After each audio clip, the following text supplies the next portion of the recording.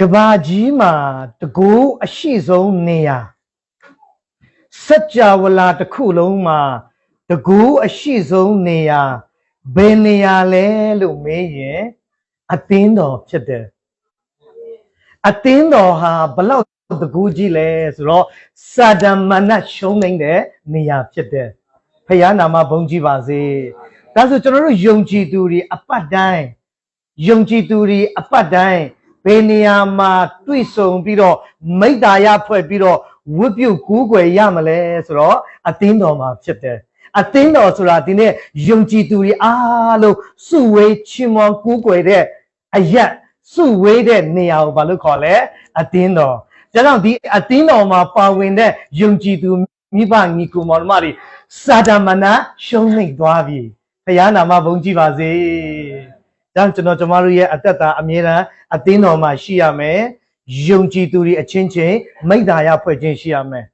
တူးသေးတယောက်သေးနေစာဒမကြောက်ဘူးနော်ကြိုက်တယ်လို့စော့သွားမယ်နော်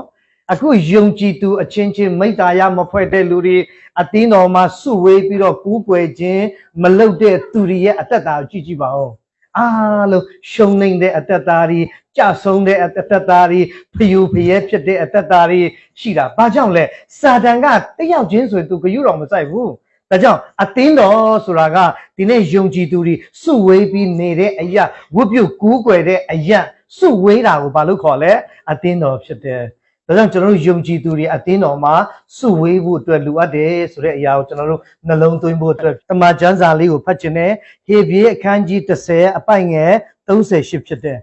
ဖြောင့်မတ်သောသူသည်ယုံကြည်ခြင်းအပြင်အသက်ရှင်လိမ့်မည်သို့တော်လည်းရွေ့လျော့လေငါစိတ်ဝိညာဉ်သည်သူသူကိုအာရနှစ်သက်ခြင်းမရှိဟုဖျားသခင်မိန့်တော်မူ၏ဖြောင့်မတ်တဲ့သူဟာတဲ့ဘလို့အသက်ရှင်လဲယုံကြည်ခြင်းနဲ့အသက်ရှင်တယ်ဖြောင့်မတ်သောသူဖြစ်ပြီးတော့ယုံကြည်ခြင်းနဲ့အသက်မရှင်ရင်ဖျားစိတ်ဝိညာဉ်ကသူသူကိုအာရနှစ်သက်ခြင်းမရှိဘူး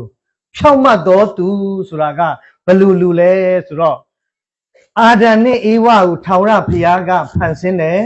အေဒီဥယျာဉ်မှာနေရာချထားပေးတယ်တီလတစ်ခုပေးတယ်စကားတစ်ခုနားထောင်ခိုင်းတယ်ဥယျာဉ်မှာရှိတဲ့အသီးနှံပြင်းတွေအားလုံးစားလို့ရတယ်အလယ်မှာရှိတဲ့ကောင်းမကောင်းတိကျွမ်းတဲ့အပြင်တွေတော့မစားနဲ့စားရင်ဧကံအမှန်တည်ရမယ်လို့ဘုရားကလူကိုမှာထားတယ်အဲ့ဒီချိန်မှာလူဟာစာဒမနတ်ရဲ့သွေးဆောင်တဲ့လက်ဖြားတဲ့စကားကိုနားထောင်လိုက်တဲ့အချိန်ကစပြီးတော့ဖြောင့်မတ်တဲ့လူကနေဘယ်လိုဖြစ်သွားလဲဆိုတော့အပြစ်ရှိတဲ့သူဖြစ်သွားတယ်အပြစ်ရှိတဲ့အာဒံဧဝအဖြစ်မွေးလာတဲ့ကဘာသူကဘာသားအားလုံးကမွေးကြရပါရှိတဲ့လူတွေလည်းအပြစ်ရှိတဲ့လူတွေဖြစ်တယ်။ကြောင့်အဲ့ဒီအပြစ်ရှိတဲ့လူကတနေ့ကျရင်သေရမှာဖြစ်တယ်အပေငရေသွားရမှာဖြစ်တယ်။ဖန်ဆင်းရှင်ထာဝရဘုရားဒီနေ့ကျွန်တော်ကျမတို့ကဘာသူကဘာသားကိုချစ်တော်ကြောင့်သားတော်ယေရှုခရစ်တော်ကိုဇေလွတ်ပြီးတော့အဲ့ဒီသားတော်ယေရှုခရစ်တော်ဒီကျွန်တော်ကျမတို့ရဲ့အပြစ်အတွက်လောကီသားအလုံးရဲ့အပြစ်အတွက်သခင်ယေရှုလက်ဝါးကတိုင်မှာအသေးခံတယ်ငါတို့ဒီအပြစ်ရှိစဉ်ဖြင့်ခရစ်တော်ဒီငါတို့အပြစ်ကြောင့်အသေးခံတယ်ပြီးတော့တကြူချင်းခံတယ်၃ရက်မြောက်သောနေ့မှာရှင်ပြန်ထမြောက်တယ်အဲ့ဒီသခင်ဟာကျွန်တော်ရဲ့ကယ်တင်ရှင်ဖြစ်တယ်ကျမရဲ့ကယ်တင်ရှင်ဖြစ်တယ်လို့ယုံကြည်လက်ခံတဲ့သူဟာဖြောင့်မတ်သောသူဖြစ်တယ်ဘုရားနာမဘုန်းကြီးပါစေအဲ့ဒီဖြောင့်မတ်တဲ့သူဟာလောကမှာအသက်ရှင်တဲ့အခါမှာဘယ်လိုအသက်ရှင်လဲဆိုတော့ယုံကြည်ခြင်းအပြင်အသက်ရှင်တယ်ဖြောင့်မတ်သောသူဖြစ်ပြီးတော့ယုံကြည်ခြင်းနဲ့အသက်မရှင်ရင်ဘုရားရဲ့စိတ်ဝိညာဉ်ကသူသူကိုအာရနှစ်သက်ခြင်းမရှိဘူးဒါဆိုရင်တမန်ကျမ်းစာမှာပါတဲ့အဖြစ်ပြက်တစ်ခုအပြင်ပေါ့လေကျွန်တော်တို့ဆင်ခြင်ဖို့ဖြစ်တယ်ယုံကြည်ခြင်းနဲ့အသက်ရှင်တယ်ဆိုတာလည်းပြောပြချင်တယ်ကျမ်းစာမှာယုံကြည်ခြင်းနှမျိုးရှိတယ်တစ်မျိုးကယောမ10:19ကယုံကြည်ခြင်းဒီကြားနာခြင်းအပြင်ဖြစ်ကြားနာခြင်းဒီလည်းဖျားစကားဖျားစကားကိုကြားနာတဲ့အခါမှာဖျားကကျွန်တော်တို့ယုံကြည်ခြင်းကိုပေးလိုက်တယ်ဖျားစကားကိုကြားနာတဲ့အခါမှာဖျားကကျွန်တော်တို့ဗာပေးလဲယုံကြည်ခြင်းကိုပေးလိုက်တယ်အဲ့ဒီယုံကြည်ခြင်းကိုရတဲ့သူကခရိယာအသက်တာမှာအသက်ရှင်တဲ့အခါမှာဘယ်လိုအသက်ရှင်ရမလဲဆိုတော့ယုံကြည်ခြင်းနဲ့ attention ရမယ်ဟေဘရဲ7အပိုင်ငယ်1ကိုဖတ်ခြင်းနဲ့ယုံကြည်ခြင်းသည်မျော်လင့်သောအရာတို့ကိုမျက်မှောက်ပြုခြင်းဖြစ်၏မမြင်သေးသောအရာတို့ကိုတိမှတ်ဆွဲလန်းခြင်းအကြောင်းဖြစ်၏ယုံကြည်ခြင်းဆိုတာကမျော်လင့်ထားတဲ့အရာကိုဘာလုပ်နေတာလဲမျက်မှောက်ပြုတယ်အဲ့ဒီမျက်မှောက်ပြုတဲ့အရာတော့မမြင်ရသေးပါဘူးဒါပေမဲ့မမြင်ရတဲ့မျက်မှောက်ပြုတဲ့အရာကိုဘာလုပ်လိုက်တာလဲတိမှဆွဲလန်းလိုက်တာကိုဘာလို့ခေါ်လဲယုံကြည်ခြင်းနဲ့အသက်ရှင်တယ်အခုဟေဘရဲ7ကအသက်တာနဲ့ဆိုင်သောယုံကြည်ခြင်းဖြစ်တယ်ဒါဆိုရင်ကျွန်တော်တို့ဖြောင့်မတ်တော်သူဖြစ်တယ်ဆိုရင်ဘယ်လိုအသက်ရှင်ရမလဲဆိုတော့ယုံကြည်ခြင်းနဲ့အသက်ရှင်ရမယ်ယုံကြည်ခြင်းနဲ့အသက်ရှင်တယ်ဆိုတာကဥပမာကျွန်တော်တို့ပေါ့နော်အိမ်တစ်လုံးရချင်တယ်ဆိုပါစို့ဒါမှမဟုတ်ကားတစ်စီးရချင်တယ်ဆိုပါစို့ကားတစ်စီးကိုဖျားငါ့ကိုပေးမှာပဲကျွန်တော်ကိုပေးမှာပဲဆိုပြီးတော့ဖျားကိုဘာလုပ်နေတာလဲမျက်မှောက်ပြုတ်ပြီးတော့မျောလင့်နေတာပြီးတော့အဲ့ဒီမျောလင့်တဲ့မျက်မှောက်ပြုတ်တဲ့အရာတော့ဇာတိမျက်စိနဲ့တော့မမြင်ရသေးဘူးအဲ့ဒီမမြင်သေးတဲ့အရာကိုဘာလုပ်လိုက်တာလဲတိမှဆွဲလန်းလိုက်တာအဲ့ဒါကိုဘာလို့ခေါ်လဲယုံကြည်ခြင်းနဲ့အသက်ရှင်တယ်တစ်ခေါက်ပြောပြမယ်ဖြောင့်မတ်တဲ့သူဟာယုံကြည်ခြင်းအပြင်အသက်ရှင်လိမ့်မယ်ယုံကြည်ခြင်းနဲ့အသက်ရှင်တယ်ဆိုတာကမမြင်ရသေးဘူးဘုရားသခင်ငါ့ကိုကားပေးမှာပဲမမြင်ရသေးဘူးအဲ့ဒါကိုနေ့တိုင်းမျက်မှောက်ပြုတ်နေတယ်ဘုရားငါ့ကိုကားပေးမှာပဲငါ့ကိုကားပေးမှာပဲအဲ့ဒီကားကိုတော့မမြင်ရသေးဘူးဒါပေမဲ့အဲ့ဒီကားကိုရပြီးပြီလို့ဆွဲလန်းပြီးတော့အသက်ရှင်တာကိုဘာလို့ခေါ်လဲယုံကြည်ခြင်းနဲ့အသက်ရှင်တယ်လို့ခေါ်တယ်ဥပမာအဖြစ်ပြက်တစ်ခုပြောပြမယ်နော်ကျွန်တော်တို့ YouTube မှာရိုက်ကြည့်ရင်လည်းတွေ့ရပါတယ် Reinhard Bonnke ဆိုတဲ့ဧဝံဂေလိဆရာတယောက်ရှိတယ်အခုတော့ခေါ်တော်မူခြင်းခံရပြီးနှစ်လောက်ရှိပြီတဲ့သူကအာဖရိကတိုက်တွေမှာသူကတရားဟောပြောတယ် crusade လုပ်တဲ့ဆရာကြီးဖြစ်တယ်သူတခါဟောပြောရင်10သိန်း15သိန်းအဲ့လိုလူပရိသတ်တွေကိုတရားဟောတဲ့ဆရာကြီးဖြစ်တယ်အဲ့ဒီဆရာကြီးကစပြီးအမှုတော်ဆောင်တုံးကသူကကားတစ်စီးရချင်တယ်ဘာလို့သူဖျားကြောင်းသွားတဲ့အခါအစည်းအဝေးသွားတဲ့အခါမှာကားမရှိတဲ့အခါဘတ်ကားပဲတူးစီးပြီးတော့သွားရတယ်ကားတစ်စီးရချင်တယ်ဆူတောင်းတယ်မရလာဘူးမရလာတဲ့အခါမှာစံစာတွေဖတ်တာပေါ့ငါဘာများပြင်ဆင်ရမလဲဘာလူအပ်တယ်လဲပေါ့အဲ့ဒီအချိန်မှာသူဟေဘရဲ7ကိုဖတ်တဲ့အခါမှာယုံကြည်ခြင်းသည်မျော်လင့်သောအရာတို့ကိုမျက်မှောက်ပြုခြင်းဖြစ်၏မမြင်သေးသောအရာတို့ကိုတိမှတ်ဆွဲလန်းခြင်းဖြစ်၏အဲ့ဒီအချိန်မှာအဲ့ဒီကျမ်းချက်လေးကိုဖတ်မိတဲ့အခါဖခင်ရဲ့ဖွင့်ပြမှုရသွားတယ်တဲ့ယုံကြည်ခြင်းဆိုတာတဲ့မျော်လင့်တဲ့အရာကားတစ်စီးရမယ်မျော်လင့်တဲ့အရာကိုနေ့အတိုင်းဖခင်သခင်ငါ့ကိုပေးမှာဖြစ်တယ်ဖခင်သခင်ငါ့ကိုပေးမှာဖြစ်တယ်ဆိုပြီးတော့အဲ့ဒီအရာကိုမျော်လင့်တာဖြစ်တယ်မျော်လင့်တဲ့အရာတော့မမြင်ရသေးပါဘူးဒါပေမဲ့မမြင်ရတဲ့အရာကိုဘာဖြစ်လဲတိမှတ်ဆွဲလန်းတယ်ဆိုတော့ရပြီးပြီလို့စိတ်ဆုံးဖြတ်ပြီးတော့ရပြီးပြီဆိုပြီးတော့အသက်ရှင်တာကဘာခေါ်တယ်လဲယုံကြည်ခြင်းနဲ့အသက်ရှင်တယ်အဲ့ဒါနဲ့ Reinhard Bonnke ကတေချာတောင်းတော့တယ်တဲ့မာစီစီအနဲ့ပေးပါပေါ့ကိုတော့ကျွန်တော်အမှုတော်မှာပါဝင်ဖို့ကျွန်တော်ဖျားเจ้าတက်ဖို့အစီဝေးတက်ဖို့ခရုစိတ်သွားဖို့အတွက်ကားလိုအပ်တယ်ပေါ့မာစီတီအနဲ့လူချင်တယ်ဆိုပြီးသူကဆုတောင်းတယ်ဆုတောင်းပြီးတော့အဲ့ဒီကားကိုသူကရပြီလို့ဆွဲလန်းလိုက်တယ်အဲ့ဒီမာစီတီအနဲ့ကိုဘာဖြစ်လဲရပြီဆိုပြီးဆွဲလန်းတယ်အိမ်ကထွက်သွားရင်လည်းကိုယ်ပိုင်ကားနဲ့ပဲသူကထွက်သွားတာပေါ့နော်ဒါပေမဲ့ကားတော့မရှိသေးဘူးချစ်ချင်းပေါ့ဒါပေမဲ့စိတ်ထဲမှာတော့ဘာဖြစ်လဲကိုယ်ပိုင်ကားရပြီဆိုတဲ့ပုံစံနဲ့ထွက်သွားတယ်ပြီးတော့ဘတ်ကားမတ်တိုင်ရောက်ရင်လည်းဘတ်ကားတော့တားစီးတာပေါ့လေတားပြီးစီးတယ်ဒါပေမဲ့သူ့စိတ်ထဲမှာကမာစီတီကရပြီးပြီလို့ဆွဲလန်းပြီးတော့ဘာလုပ်တာလဲအသက်ရှင်တယ်ပြီးတော့ညပြန်လာရင်လည်းဘတ်ကားကနေအေးဆေးဆေးဆင်းလာတယ်ဒါပေမဲ့သူ့စိတ်ထဲမှာတော့ဘတ်ကားကဆင်းတာမဟုတ်ဘူးသူ့ရဲ့ကိုယ်ပိုင်မာစီတီကားနဲ့ဘာဖြစ်လာလဲဆင်းလာတာပေါ့ပြီးတဲ့အခါမှာအိမ်ထဲဝင်ခါနီးမှာလဲတကားကိုအခြေကြီးဖွင့်နေတဲ့တကားကိုအခြေဖွင့်ပြီးတော့မာစီတီကားလေးနဲ့သူကဘာဖြစ်လဲဝင်လာတယ်ပြီးတော့ကားကူတောင်လဲစောက်ထားလိုက်တယ်ကားကူတောင်တကားကိုလဲတခြားဖွင့်တယ်ပြီးတော့ကားကိုလဲတခြားရေဆေးတယ်လေးဘင်းစလုံးပေါ့နော်တခြားလေးရေလောင်းရေဆေးပြီးတော့တုပ်ပြီးတော့ပေါ့နော်ကားကူတောင်ထဲထည့်တယ်ပြီး ပြီးတော့တော့ပြန်ခတ်ထားလိုက်တယ်မဟုတ် तू ကဆွဲလန်းပြီလေကားရပြီဆိုတာဘာဖြစ်လဲစိတ်ချပြီးတော့ဘာလုပ်တာလဲအသက်ရှင်တာလေမနဲ့ရောက်တဲ့အခါလဲကားကူတောင်လေးကိုတော့ရတခြားဖွင့်ပြီးတော့ကားလေးတခြားမောင်းတယ်တဲ့မောင်းပြီးတော့ तू ကထုံးစံအတိုင်းပေါ့နော် तू ကချစ်ချင်းပေါ့ဒါပေမဲ့ကားလေးကိုမာစီတီကားလေးကို तू စိတ်ထဲမှာရပြီးပြီကိုပိုင်ကားနဲ့စီးပြီးတော့ तू ထွက်လာတယ်မတ်တန်ရောက်တဲ့အခါထုံးစံအတိုင်းပဲဘတ်ကားလေးတားပြီးတော့စီးသွားတယ်ဒါပေမဲ့ तू ဆွဲလန်းတာကကားရပြီကားတစ်စီးပိုင်ရှင်ကားစီးတဲ့ပုံစံနဲ့ဆွဲလန်းပြီးတော့ဘာလုပ်တာလဲအသက်ရှင်နေတယ်ဘတ်ကားစီးသွားတာပေါ့ပြန်လာရင်လည်းဘတ်ကားပေါ်ကဆင်းတာပါပဲဒါပေမဲ့သူ့ရဲ့ဆွဲလန်းတဲ့အရာကကားတစ်စီးဖျားသခင်မာစီတီအနဲ့ပြေးပြီးပြီအဲ့ဒီမာစီတီကားနဲ့ပြန်လာတယ်ထုံးစံအိမ်ထဲဝင်တော့မယ်ဆိုရင်လည်းတကားကိုတခြားဖိတ်တယ်ကားလေးကိုမောင်းပြီးတော့ပဲသူကဝင်သွားတယ်ပြီးတော့အိမ်ရှေ့ရောက်တဲ့အခါမှာတခြားရေပုံးနဲ့ကားကိုတစ်တစ်ချာချာကိုဘာဖြစ်လဲဆေးတယ်တတိချာချာတုတ်တယ်ပြီးရင်ဂူတောင်ထဲမှာတခြားလေးဖွင့်ပြီးတော့ကားမောင်းပြီးတော့ထည့်တယ်အဲ့ဒီချိန်မှာရင်ဟတ်ဘုံကြီးရဲ့တပည့်တွေကသွားပြီငါတို့ဆရာကြီးကတော့သွားပြီပေါ့ကုလို့ရတော့မှာမဟုတ်ဘူးပေါ့နော်မရဘူးပေါ့နော်ကားမောင်းတယ်ကားထွက်တယ်ရေဆေးတယ်အဲ့ဒီပုံစံသွားတာ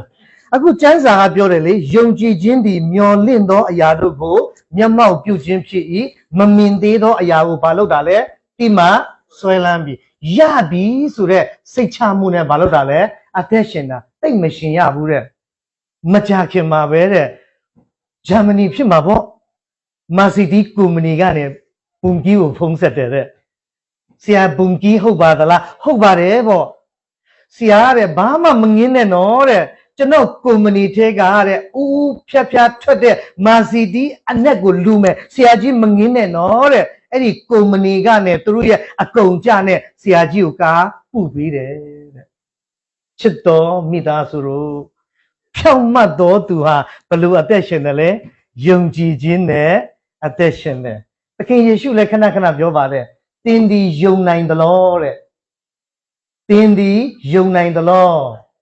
ယုံကြည်တော်သူဖြစ်လေခတ်သိမ်းသောအမှုကိုတတ်နိုင်တယ်သခင်ယေရှုထံချင်းကပ်တဲ့အခါတိုင်းဘာနဲ့ချင်းကပ်ဖို့လိုတယ်လဲယုံကြည်ခြင်းကြောင့်ခရိယာအသက်တာမှာကျွန်တော်တို့မှာမျော်လင့်ချက်လေးတွေထားဖို့လိုလားမလိုဘူးလားလူတယ်မျော်လင့်ချက်လေးတွေထားဖို့လိုတယ်မျော်လူတယောက်ကတဲ့အစာမစားဘဲနဲ့ထမင်းမစားဘဲနဲ့ရက်ပေါင်း40နေလို့ရတယ်လို့ပြောတယ်အဲ့ဒါကြောင့်ရက်40အစာရှောင်နေပါလေရှိတာနေမှာတချို့တွေတင်းမောတွေပါလေပြက်ပြီးတော့လေရေထဲမှာမျောနေတဲ့လူအစာမစားဘဲနဲ့ရက်40လောက်နေလို့ရတယ်လို့ပြောတယ်ပြီးတော့ရေအတွက်ကြတော့တမနဲ့လို့ပြောတာပေါ့နော်ရေတော့တကယ်တမ်းဆိုမတောက်ဘဲနဲ့9ရက်အထိနေလို့ရတယ်လို့ပြောတယ်9ရက်အထိနေလို့ရတယ်တဲ့ရေပြီးတော့မျော်လင့်ချက်မရှိတဲ့လူကလေတစ်ဆက်ကမှနေလို့မရဘူးတဲ့မျော်လင့်ချက်မရှိတဲ့လူကတစ်ဆက်ကမှနေလို့မရဘူးတဲ့တစ်ချိန်လုံးကကျွန်တော်တို့ဟိုဟာလေမာရီယာမွန်ရိုးဆိုတဲ့ဟိုဟောလိဝုဒ်မင်းသမီးလေးတယောက်ရှိတယ်ရုပ်ချောတယ်ပတ်ဆိုင်ရှိတယ်နာမည်ကြီးတယ်တကဘာလုံးကသူ့ကိုလက်ခံတယ်ဆရာကြီးဘီလီဂရမ်တော်မှဟိုသူ့ကိုတခါသွားပြောသေးတယ်မွေးနေ့မှာပေါ့နော်မာရီယာမွန်ရိုးရဲ့မွေးနေ့မှာသွားပြောတယ်လေမွန်ရိုးနင်ဘဝမှာယေရှုလူအပ်တယ်လို့ပြောတဲ့အခါအဲ့ဒီမွန်ရိုးကဘာပြောလဲဆိုတော့ရှင်ယေရှုကျမမလူချင်ဘူးတဲ့မလူအပ်ဘူးတဲ့ရှင်ယေရှုကိုတဲ့အဲ့ဒါပြောတာနဲ့တိတ်မကြဘူးတဲ့တစ်ပတ်လားနှစ်ပတ်လားဆိုရင်သူ့ဟာသူလှုပ်ကြပြီးသေသွားတယ်တဲ့သေသွားတဲ့အခါစာတူလေးရေးထားတယ်တဲ့ကျမဘာကြောင့်သေလဲဆိုတော့တစ်ဆက်ကမှအသက်မရှင်ချင်တော့ဘူးတဲ့ကျမမှာတစ်ဆက်ကလောက်အသက်ရှင်ဖို့မျှော်လင့်ချက်မရှိတော့ဘူးဆိုပြီးသူ့ဟာသူလှုပ်ကြံပြီးတော့သေသွားတယ်တဲ့ချစ်တော်မိသားစုတို့ညီကိုမောင်မတို့ဒီနေ့ကျွန်တော်တို့ယေရှုခရစ်တော်အားဖြင့်ဖြောင့်မတ်တော်သူဖြစ်ပြီးအဲ့ဒီဖြောင့်မတ်တော်သူဟာတမန်ကျမ်းစာပြောတယ်ဘလို့အသက်ရှင်တယ်လဲယုံကြည်ခြင်းနဲ့အသက်ရှင်တယ်ယုံကြည်ခြင်းရှိတဲ့လူမှာမျှော်လင့်ချက်ရှိတယ်မျှော်လင့်ခြင်းရှိတဲ့လူမှာယုံကြည်ခြင်းရှိပြီးသားဖြစ်တယ်ဒါကျွန်တော်တို့ဖြောင့်မတ်တော်သူဟာဘလို့အသက်ရှင်ရမလဲယုံကြည်ခြင်းနဲ့အသက်ရှင်ရမယ်အဲ့ဒါဆိုရင်ဖခင်ရဲ့စိတ်ဝိညာဉ်ကအာရနှစ်သက်ခြင်းရှိတယ်ဒါဆိုရင်တမန်ကျမ်းစာမှာပါတဲ့အဖြစ်အပျက်တစ်ခုအားဖြင့်ကျွန်တော်တို့စင်ချင်နှလုံးသွင်းဖို့အတွက်ဖြစ်တယ်ဓမ္မရာဇဝင်စတုထစာဆောင်အခန်းကြီး၄အပိုင်ငယ်၈ကနေ30နဲ့မှ9အထိဖြစ်တယ်၈ကနေကျွန်တော်အနည်းငယ်ဖတ်ချင်ပါတယ် တနေ့တနိုင်အေလိရှေသည်ရှုနေမြုပ်သို့သွားရာတွင်ထိုမြုပ်၌ထင်ရှားသောမိန်းမတစ်ယောက်သည်အေလိရှေကိုကြွေးခြင်းကခေါ်ပြင့်လေ၏နောက်မှထူလန်းသို့သွားသောအခါကြွေးခြင်းကိုခံအံ့သောငါထူအိမ်သို့ဝင်တတ်၏မိန်းမကလည်းငါတို့နေရာလမ်းဖြင့်အစဉ်သွားလာသောဤသူသည်ဖျားသခင်၏တန်ရှင်းသူဖြစ်သည်ကိုအကျွန်ုပ်ရိပ်မိ၏ဝင်ယူအပေါ်မှာအခန်းငယ်တစ်ခုကိုလှုပ်ကြကုန်အားသူ့အဖို့ကဒင်စပွဲထိုင်ကုန်မီးခုံဒုတ်ကိုထားကြကုန်အားဒုတ်ဖြစ်၍သူသည်ငါတို့စေသို့ရောက်သောအခါထိုအခန်းထဲသို့ဝင်လိမ့်မည်ဟုမိမိခင်ပွန်းအားဆို၏အဲ့ဒီရှုနေမြုပ်မှာထင်ရှားတဲ့အမျိုးသမီးဆိုတော့မျက်နှာဖုံးပေါ့နော်မြုပ်ရဲ့မြုပ်နှဖုံးပေါ့အမျိုးသမီးရှိတယ်သူ့မှာကအသက်လည်းကြီးပြီးသားသမီးမရှိဘူးသူ့ရဲ့ခင်ပွန်းလည်းအိုးပြီးဒါပေမဲ့အေလိရှေကအမြဲတမ်းသူ့အိမ်ကနေဖြတ်နေတာအဲ့ဒါကိုရှုနေမြုပ်သူကဝိညာဉ်အမြင်လေးရှိတယ်ဟာငါတို့အိမ်ရှေ့ကနေအမြဲတမ်းဖြတ်နေတာကဖျားရဲ့တန်ရှင်းသူဖြစ်တယ်တိတော့ကြောင့်အိမ်မှာခေါ်ဖိတ်ပြီးတော့အမြဲတမ်းဧခံတတ်တယ်ကျွေးငွေတတ်တယ်ဒါရှုနေမြုပ်သူကသူ့ရဲ့ခင်မုန်းကိုပြောတယ်ငါတို့အိမ်ရှေ့လမ်းကနေဖြတ်တဲ့ဒီပရောဖက်တန်ရှင်းသူဟာတကယ်ပဲဖျားရဲ့လူပဲဒါဆိုငါတို့ရဲ့အိမ်အပေါ်ပေါ့ဝင်ယူမှာအခန်းတစ်ခန်းလေးဖွင့်လိုက်ရအောင်ပြီးတော့ကဒင်းလေးမီးခုံလေးထိုင်ခုံလေးစပွဲတွေတင်ထားရင်သူဖြတ်တဲ့အခါကျမတို့ရဲ့အိမ်မှာဝင်ပြီးတော့သူတဲခုမှာပဲဝင်ပြီးအနားယူမှာပဲလို့အမျိုးသမီးကသူ့ရဲ့ခင်ပွန်းကိုပြောတဲ့အတိုင်းခင်ပွန်းကတခြားလှုပ်ပေးတာပေါ့လှုပ်ပေးပြီးတော့တစ်နှစ်ဖြတ်လာတဲ့အခါမှာရှုနေမြုပ်သူအိမ်ထဲကိုအေလိရှေနဲ့ဂေဟာဇိကဝင်လာတာနဲ့ပြုစုခြင်းကိုခံတဲ့အေလိရှေကနားတယ်နားပြီးတဲ့အခါမှာအေလိရှေကဘယ်လိုပြောသလဲဆိုတော့ကျွန်တော်ဖတ်ချင်တယ်အေလိရှေကလည်းတင်းဒီငါတို့အဖို့ဤမြလောက်လှုပ်ကြွေးပြုစုသည့်အတွက်တင့်အဖို့အဘယ်သို့ပြုရမည်နည်းတင့်အဖို့ရှင်ဘရင်ထံဘိုလ်ချုပ်မင်းထံ၌ငါပြောရမည်လောဟုဂေဟာဇိအားမင်းမိအကြောင်းစီရင်တော်မိန်းမကကျမသည်ကိုယ်အဆွေအမျိုးတို့တွင်နေပါဦးမည်ဟုပြန်ပြော၏အေလိရှေကမိန်းမကိုပြောတာပေါ့မိမနင်ငါတို့ကိုပြုစုတဲ့အရာများနေပြီနော်နင်လှုပ်ကြွေးတဲ့အရာများနေပြီနင်ဘာလူချင်တယ်လဲဘာလူအပ်တယ်လဲနင်လူအပ်တဲ့အရာရှိရင်ကဘိုလ်ချုပ်စီမှာလဲဝင်ပြီးပြောပေးမယ်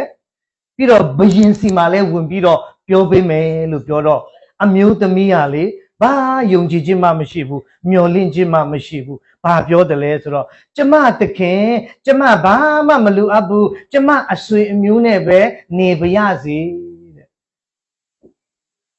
ဒီရှုနေမြုပ်သူမှာယုံကြည်ခြင်းမရှိဘူးမျော်လင့်ခြင်းမရှိဘူးယုံကြည်ခြင်းရှိတဲ့လူမှာမျော်လင့်ခြင်းရှိတယ်မျော်လင့်ခြင်းရှိတဲ့သူမှာယုံကြည်ခြင်းရှိလားမရှိဘူးလားရှိတယ်ဒီအမျိုးသမီးမှာဘာယုံကြည်ခြင်းမျော်လင့်ခြင်းမှ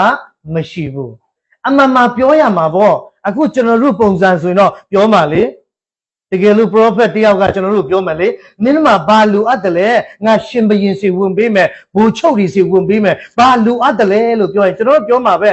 တရားပတ်လေမြေကွက်လောက်ပေါ့နော်တရားပတ်လေမြေကွက်လောက်ဓမ္မမဟုတ်ရင်လည်းနောက်ဆုံးပေါ်ကားတစ်စီးလောက်နော်ပြောပါလေဒါပေမဲ့ဒီမိန်းမမှာဘာမှမျောလင့်ချက်လည်းမရှိဘူးယုံကြည်ခြင်းလည်းမရှိဘူးအဲ့ဒီအချိန်မှာဂေဟာဇိကကြားဝင်ပြီးပြောလိုက်တယ်မိန်းမမပြောဘူးဂေဟာဇိကဘယ်လိုပြောလဲဆိုတော့သခင်တဲ့သူလည်းအသက်ကြီးပြီတဲ့သူ့ယောက်ျားလည်းအိုပြီတဲ့သူတို့မှာသားသမီးမရှိဘူးတဲ့ဂေဟာဇိကဟိုပေါ့ဂျားကနေဘာလုပ်ပေးတာလဲတောင်းပေးတယ်အဲ့ဒီချိန်မှာအေလိရှေကအဲ့ဒီမိန်းမကိုဘယ်လိုပြောတယ်လဲဆိုတော့ကျွန်တော်ဖတ်ချင်တယ်အေလိရှေကလည်းဤမိန်းမအဖို့အဘယ်သို့ပြုရမည်နည်းမင်းလင်ဂေဟာဇိကဤမိန်းမ၌သားသမီးမရှိပါသူ့ခင်ဖို့လည်းဥလပြီဟုဆိုတော့တဖန်ခေါ်အောင်လော့ဟုဆိုသည့်အတိုင်းခေါ်၍မိန်းမသည်တကားနားမှရပ်နေ၏အေလိရှေကလည်းတင်းဒီနောင်နှင့်အချိန်အရွယ်ရှိသောအခါသားကိုဖက်ယမ်းရလိမ့်မည်ဟုဆိုလင်မိန်းမကအိုးအရှင် ဖျားသခင်ရဲ့လူကိုတော်ကျမကိုမူတာမတုံးပါနဲ့ဟုပြန်ပြော၏ဖျားသခင်ရဲ့လူကရှုနေမိန်းမကိုပြောတယ်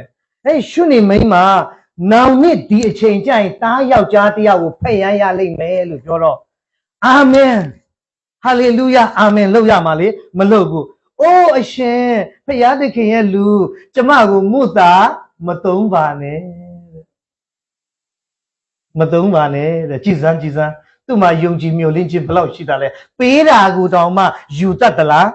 မယူတတ်ဘူးဒါဆိုယုံကြည်ခြင်းမရှိဘူးမျှော်လင့်ခြင်းမရှိတဲ့အမျိုးသမီးပဲဒါပေမဲ့ဖျားသခင်ရဲ့လူကပြောရင်ပြောတဲ့အတိုင်းအချိန်တိုင်းဘာဖြစ်သွားရလဲပြီးဆုံးတယ်ကျွန်တော်ဖတ်ချင်တယ်အေလိရှေကလည်းနောင်နှစ်အချိန်အရွယ်ရှိသောအခါသားကိုဖက်ရမ်းရလိမ့်မည်ဟုဆိုလျှင်မိန်းမကအိုးအရှင်ဘုရားသခင်ရဲ့လူကိုတော်ကျမကိုမူတာမတုံးပါနဲ့ဟုပြန်ပြော၏ထို့နောက်မိန်းမသည်ပဋိသန္ဓေယူ၍အေလိရှေချင်းချက်သောအချိန်ရှိသောအခါသားကိုဖွားမြင်လေ၏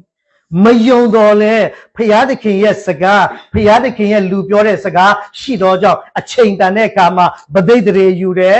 နောက်နှစ်အေလိရှေချင်းချက်တဲ့အချိန်မှာသားလေးကိုမွေးပြီးတော့သူဘာလုပ်ရတာလဲဖက်ရမ်းရတယ်ဒါပေမဲ့အဲ့ဒီသားလေးကသူ့ရဲ့ယုံကြည်ခြင်းနဲ့ရတာမဟုတ်ဘူးဘုရားသခင်ရဲ့လူကပရောဖက်ပြုတ်တယ်ဘုရားသခင်လူကကောင်းကြီးပေးသောကြောင့်သားလေးရလာတဲ့အခါအဲ့ဒီသားကဘာဖြစ်လဲဆိုတော့ဖတ်ချင်တယ်အပိုက်ငယ်18 19ဖတ်ချင်တယ်ထိုသားသည်နှုတ်ကွာပြီးမှတနေ့တနိုင်စပါးရိတ်သောသူရှိရာမိမိအဘထံသို့တွား၍ငါသည်ခေါင်းနာ၏ဟုအဘအားပြောဆိုလျင်အဘကသူငယ်ကိုအမိထံသို့ယူသွားပါဟုလွတ်လီအားပြော၏လွတ်လင်သည်အမိထံသို့ယူသွား၍သူငယ်သည်အမိရင်ခွေ၌ထိုင်၍မွန်းတဲ့အချိန်ရှိပြီးမှသေ၏ကလေးလေးရ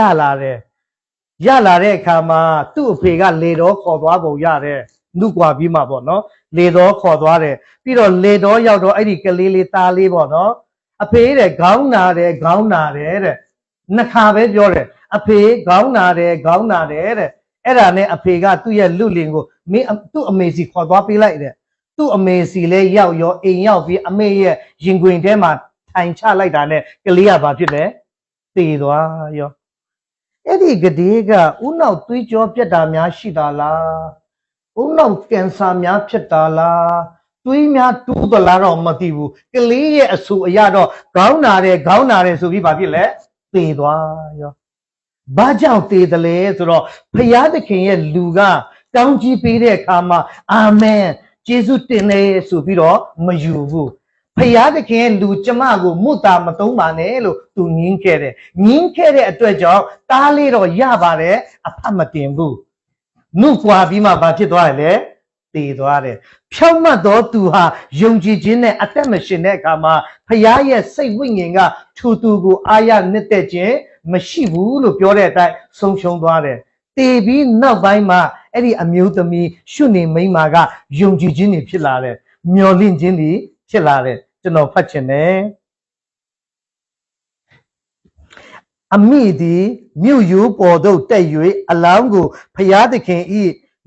လူဤဂဒင်ပေါ်မှာထားပြီးလင်တကားကိုပိတ်ခဲ့၍သွားလေ၏ခင်ပွန်းကိုလည်းခေါ်၏အကျွန်ုပ်သည်ဖျားသခင်လူထံသို့ပြေး၍တဖန်ပြန်လာအောင်မည်လူလင်တယောက်နဲ့မြေးတစည်းကိုထည့်လိုက်ပါဟုဆိုလင်ခင်ပွန်းက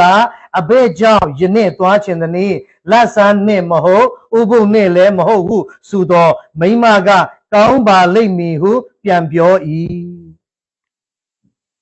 အဲ့ဒါနဲ့ကလေးကသေသွားရောသေတာနဲ့ရှုနေမိန်းမဘာလုပ်တယ်လဲဆိုတော့စောကအိမ်အပေါ်ထပ်မှာဘုရားသခင်လူအတွက်အခန်းလုပ်ပေးတယ်လေအဲ့ဒီသေနေတဲ့ကလေးကိုအဲ့ဒီဘုရားသခင်လူအဲ့တဲ့အပေါ်ထပ်မှာဘာလုပ်ထားလဲဂတင်ပေါ်မှာတင်ထားလိုက်တယ်ပြီးတော့တကားပိတ်လိုက်တယ်တကားပိတ်ပြီးမှရှုနေမိန်းမကသူ့ယောက်ျားကိုပြောတယ်ငါတဲ့ဘုရားသခင်လူစီသွားခြင်းနဲ့တဲ့ဒါကြောင့်မြေးတွေစီစဉ်ပေးပါငယ်သားတွေစီစဉ်ပေးပါပေါ့အဲ့ဒီအချိန်မှာဘုရားသခင်ရဲ့လူကစီသွားမယ်လို့ပြောတော့အဲ့ဒီရှုနေမိန်းမရဲ့ယောက်ျားကဘာပြောလဲဆိုမိန်းမ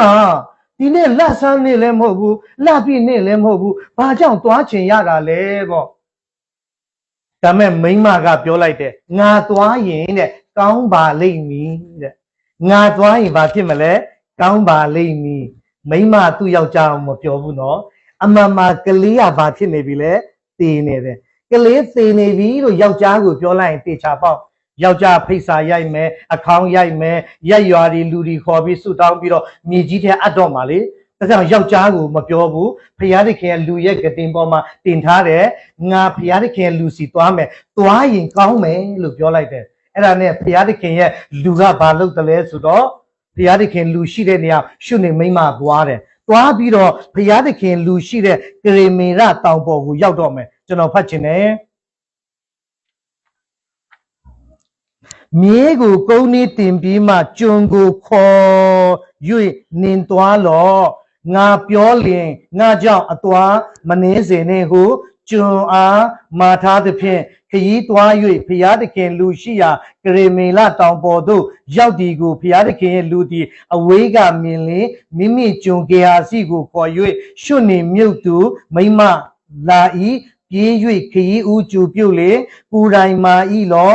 ခင်ဘုံမာဤလောသူငယ်မာဤလောဟုစေလွတ်၍မေးတော်မိမကမာပါဤဟုဆို၏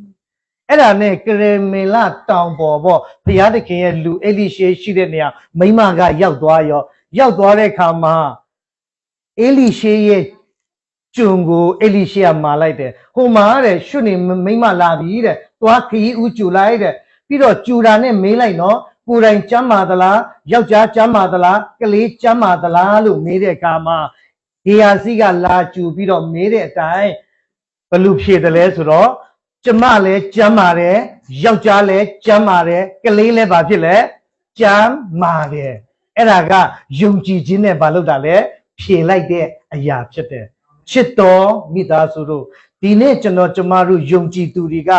လောကမှာဖြစ်ပျက်နေတဲ့အရာကိုကြည့်ပြီးအသက်ရှင်ရမှာမဟုတ်ဘူးကျွန်တော်တို့ယုံကြည်သူတွေကဘလို့အသက်ရှင်ရမှာလဲမျော်လင့်ခြင်းအနာဂတ်အတွက်မျော်လင့်ခြင်းပတ်တိုင်ထားရမယ်အဲ့ဒီမျော်လင့်ခြင်းကိုကျွန်တော်တို့ကဆွဲလန်းပြီးတော့ဘာလုပ်ရမလဲအသက်ရှင်ရမယ်အဲ့ဒါကိုဘာလို့ခေါ်လဲ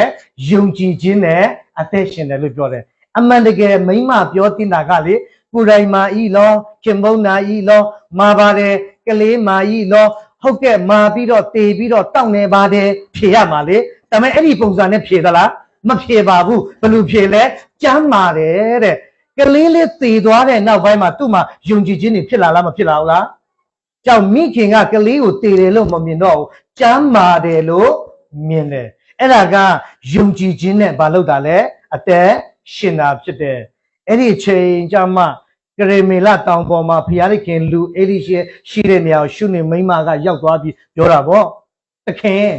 ကျမကတားရီပါရီရချင်လို့ရှင်ရှေတောင်းခဲ့တာလားရှင်ကတားရီပေးခဲ့တာလေအခုတားသေပြီလေဘာညာပေါ့ပြောတာနဲ့အဲ့ဒါနဲ့အေလိရှေကပြောတယ်ဂေဟာစီကိုကဲအဲ့ဒီကလေးသေတဲ့နေရာမှာတဲ့ငါရဲ့တံဝဲသွားတင်လိုက်ဂေဟာစီကလည်းသွားတင်တာပေါ့ဘာမှမထူချောင်းနောက်ဆိုအဲ့ဒီအေလိရှေကိုယ်တိုင်ကလိုက်သွားတယ်လိုက်သွားပြီးတော့တေတဲ့ကလေးရဲ့အပေါ်မှာပူပူလန်လိုက်တာပေါ့ဟိုမျက်လုံးချင်းပါးစပ်ချင်းဟိုပါပေါ့နော်ထပ်လိုက်တယ်ထပ်ပြီးတော့စွတ်တောင်းတယ်ပူခန္ဓာနည်းနည်းနှွေးလာတယ်နောက်တစ်ချိန်လဲအဲ့ဒီကလေးပေါ်မှာအေလိရှေကအပေါ်ကထပ်ပြီးတော့စွတ်တောင်းတဲ့အခါမှာဘယ်လိုဖြစ်လာသလဲဆိုတော့ကျွန်တော်ဖတ်ချင်တယ်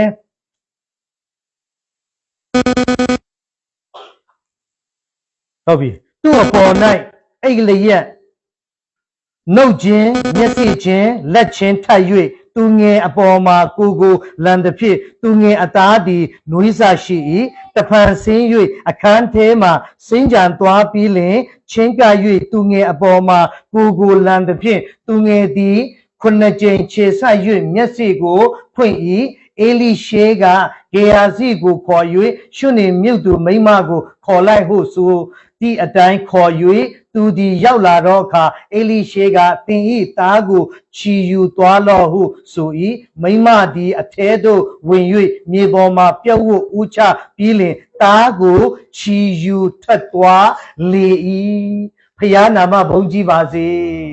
တေနေတဲ့သားလေးကအသက် ရှင်လာတယ်ဘာကြောင့်ရှင်တယ်လဲဆိုတော့ရှုနေမိမရဲ့ယုံကြည်ခြင်းကြောင့်ဖြစ်တယ်သူ့ရဲ့ယုံကြည်ခြင်းကဘယ်လိုလဲဆိုတော့တေနေတဲ့ကလေးကိုတေတယ်လို့မမြင်တော့ဘူးအသက်ရှင်တယ်ကျမ်းပါတယ်လို့သူယုံတယ်သူယုံတဲ့အတိုင်းကလေးလေးကဘာဖြစ်လာလဲအသက်ရှင်လာတယ်ဖခင်နာမဘုန်းကြီးပါစေဒီနေ့ဖြောင့်မတ်တော်သူဖြစ်တဲ့ယုံကြည်သူတွေကဘယ်လိုအသက်ရှင်မလဲယုံကြည်ခြင်းနဲ့အသက်ရှင်မယ်ယုံကြည်ခြင်းဆိုတာကမျော်လင့်တဲ့အရာကိုနေ့တိုင်းမလုပ်တာလဲမျက်မှောက်ပြုတ်နေတာဖြစ်တယ်အဲ့ဒီအရာကိုမမြင်ရသေးပါဘူးမမြင်ရတဲ့အရာကိုမလုပ်တာလဲဒီမှာဆွဲလန်းပြီးအသက်ရှင်တာကယုံကြည်ခြင်းနဲ့အသက်ရှင်တာဖြစ်တယ်ချစ်တော်မိသားစုတို့ဒီနေ့ကျမတို့ကလောကီသားပုံစံနဲ့အသက်ရှင်ရမယ်လို့မဟုတ်ဘူး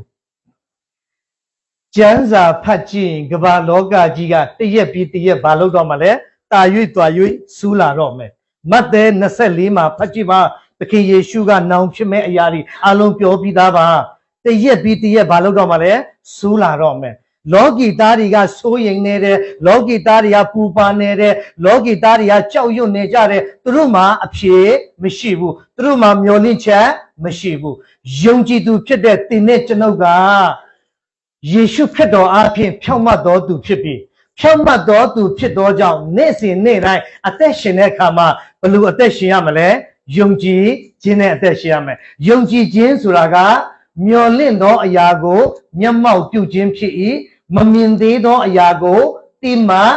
ဆွဲလန်းခြင်းအကြောင်းဖြစ်၏ဒါဆိုရင်ကျွန်တော်တို့နေ့တိုင်းယုံကြည်ခြင်းနဲ့မလုပ်ဘူးလို့လဲအသက်ရှင်ရမယ်ယုံကြည်ခြင်းနဲ့အသက်ရှင်တဲ့ပုံမှာမျော်လင့်ချက်ရှိလားမျော်လင့်ခြင်းရှိလားကြီးကြီးမားမားမျော်လင့်ပါတိတိကွကွဘာလို့မျော်လင့်မှာလဲလောကသားတွေတော့မှနည်းနည်းကြီးကြီးမားမားမျော်လင့်နေတော့အခုကျွန်တော်တို့ကလောကသားတော့မျော်လင့်ချက်မရှိဘဲနဲ့အသက်ရှင်တာရှုံးတာပေါ့ကြောင့်ကြီးကြီးမားမားဘာလို့ပါလဲမျော်လင့်ပါဒီ2023မှာမျော်လင့်ပါကြီးကြီးမားမားဘာလို့ပါလဲမျော်လင့်ပါကျွန်တော်တို့မတတ်နိုင်ဘူးကျွန်တော်ကူးကွယ်တဲ့ဖရားတတ်နိုင်လားမတတ်နိုင်ဘူးလားတတ်နိုင်တယ်အဲ့ဒီအရာကိုဘာလို့ပါလဲမျော်လင့်ပါဖရားပေးမယ်ဆိုတာမျော်လင့်ပါအဲ့ဒီမျော်လင့်တဲ့အရာမမြင်ရသေးပါဘူးအဲ့ဒီအရာကိုဖရားသခင်ကပေးပြီးပြီဆိုပြီးတော့စိတ်ဆွဲလန်းပြီးအသက်ရှင်လိုက်ပါအဲ့ဒီအသက်ရှင်တဲ့ပေါ်မှာဖရားရဲ့မဆာခြင်းဖရားရဲ့ကျေးဇူးပြုခြင်းဖရားရဲ့တက်တည်ထူခြင်းတွေခံစားရမှာဖြစ်တယ်ဖရားနာမဘုန်းကြီးပါစေဖြောင့်မတ်တော်သူဟာဘယ်လိုအသက်ရှင်လဲယုံကြည်ခြင်းနဲ့အသက်ရှင်တယ်ယုံကြည်ခြင်းနဲ့အသက်ရှင်တယ်ဆိုတာကမျော်လင့်တဲ့အရာကိုမလုပ်တာလဲနေ့တိုင်းမျက်မှောက်ပြုတယ်မမြင်ရသေးပါဘူးအဲ့ဒီအရာကိုရပြီလို့စိတ်ဆွဲလန်းပြီးတော့အသက်ရှင်တာကိုဘယ်လိုခေါ်လဲယုံကြည်ခြင်းနဲ့အသက်ရှင်တယ်ရှုနေမိမပထမယုံကြည်ခြင်းမရှိပါဘူးဒါပေမဲ့ကလေးလေးတည်တဲ့အခါကျမတကြူဘူးယောက်ျားကိုလည်းမပြောဘူးပြန်ပြီးတော့ရှင်လာမယ်ကျမ်းပါတယ်လို့သူဝန်ခံခဲ့တယ်ဝန်ခံတဲ့အတိုင်းပဲကလေးကဘာဖြစ်လာလဲအသက်ရှင်လာတယ်အဲ့ဒါတဘာဝတရားထက်ဆန့်ကျင်တဲ့နမိတ်လက္ခဏာဖြစ်တယ်ရှုနေမြုပ်သူရဲ့ယုံကြည်ခြင်းကြောင့်တဘာဝတရားထက်ဆန့်ကျင်တဲ့နမိတ်လက္ခဏာသူ့အသက်တာမှာခံစားရတယ်ဒီနေ့ကျွန်ုပ်ရဲ့ယုံကြည်ခြင်းအပြင်လောကသားတွေမလုံနိုင်တဲ့နမိတ်လက္ခဏာကျွန်တော်တို့ကိုဖျားလှုပ်ပေးခြင်းနဲ့လောကသားတွေမြင်တွေ့မခံစားတဲ့နမိတ်လက္ခဏာအဘောအမှုတွေလူတွေမတတ်နိုင်တဲ့အလုပ်တွေကိုဖျားခင်ကမြင်တွေ့စေခြင်းနဲ့ဒါပေမဲ့ကျွန်တော်တို့မှာယုံကြည်ခြင်းနဲ့အသက်ရှင်ရမယ်ယုံကြည်ခြင်းနဲ့အသက်ရှင်မယ်ဆိုရင်မပူပါနဲ့ဖျားသခင်အရာအလုံးတတ်နိုင်တယ်ဖျားမတတ်နိုင်တဲ့အမှုမရှိဘူးဖျားသခင်ဒီအရာအလုံးကိုမဆနိုင်တဲ့ဖျားဖြစ်တဲ့ကြောင့်အဲ့ဒီဖျားကိုကျွန်တော်တို့ယုံကြည်မျှော်လင့်ပြီးတော့အသက်ရှင်ရအောင်လို့နှုတ်ကပတ်တော်ထဲကအနည်းငယ်တိုက်တွန်းဝင်ရပါတယ်ကြားနာသူအရောက်တိုင်းကိုဖျားကောင်းချီးပေးပါစေကျွန်တော်ဘေးမှာထိုင်တဲ့လူကိုလေတစ်ချက်လေးကြည့်ပြီးတော့လေတင်လဲယုံကြည်ခြင်းနဲ့အသက်ရှင်ပါလို့ပြောပြပါကျေးဇူးတင်ပါတယ်